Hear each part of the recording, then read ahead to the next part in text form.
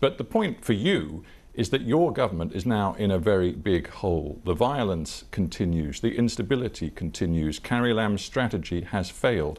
Is the next realistic move you have to make to get rid of the Chief Executive, Carrie Lam? First, I would say Chief Carrie Lam did a good job.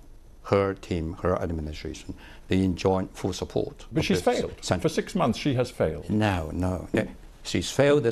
I wouldn't say she has failed. There's many reasons. If there are no foreign forces behind it, if there's no radical violent writers who block, who sabotage the composition, Carrie Lam and her team made many efforts to communicate, to reach out to the public.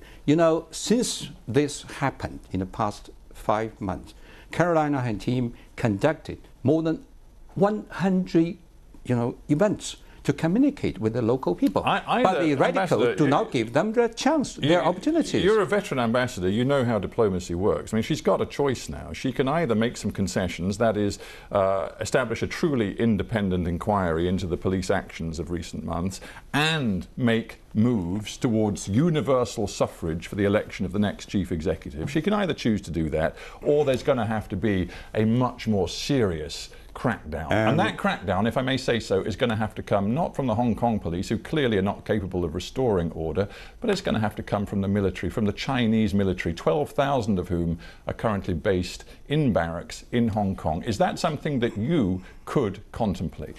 I think Carrie Lam and her team made every effort to address the problem.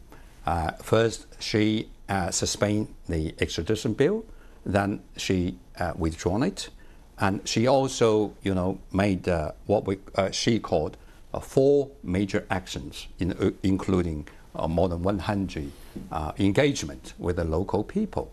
But the universal suffrage, it's not, something.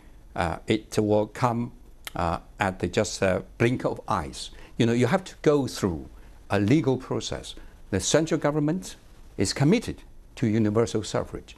If it were not for the opposition to veto the political reform plan in 2015, there's already universal suffrage by 2017. With respect, there isn't anything like...